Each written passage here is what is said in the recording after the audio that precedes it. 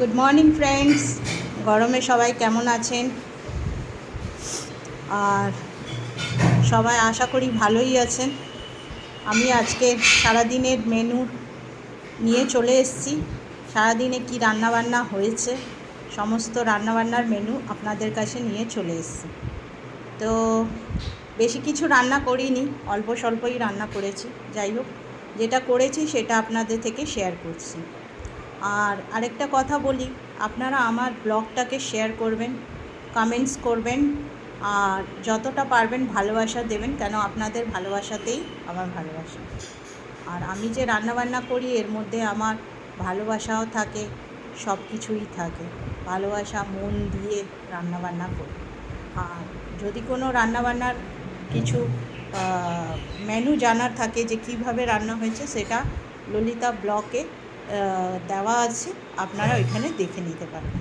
তো চলে আসছি, কী কী রান্নাবান্না মেনু করেছি দেখাচ্ছি। তো প্রথমে ব্রেকফাস্ট থেকে শুরু করছি। ব্রেকফাস্টে করেছি হচ্ছে এই যে, এটা হচ্ছে ডিম, দুধ, পেঁয়াজ, কাঁচা লঙ্কা, টমেটো, এই সমস্ত কিছু দিয়ে ময়দা দিয়ে ঘোলা রুটি।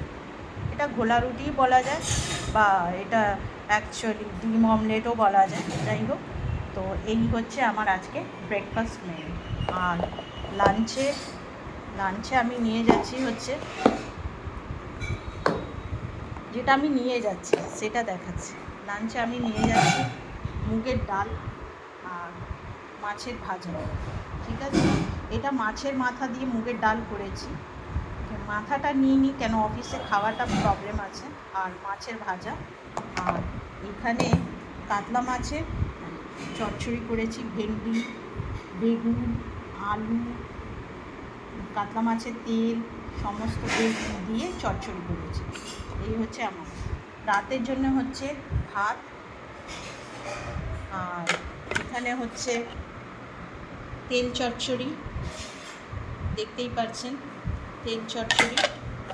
আর এখানে হচ্ছে মাছের মাথা দিয়ে ডাল, মাছের মাথা দিয়ে মুগের ডাল।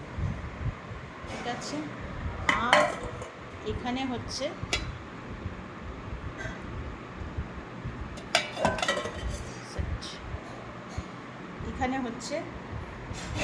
ট্যাংরা মাছ, পুরো ডিম ভর্তি ট্যাংরা মাছের ঝাল করেছি। ট্যাংরা মাছের ঝালে আমি দিয়েছি হচ্ছে পেঁয়াজ বাটা, সর্ষে বাটা, কাঁচা লঙ্কা বাটা, একটু রসুন দিয়ে, টমেটো দিয়ে বেশ ঝাল করে ট্যাংরা মাছের ঝাল করেছি। ঠিক আছে, আর হচ্ছে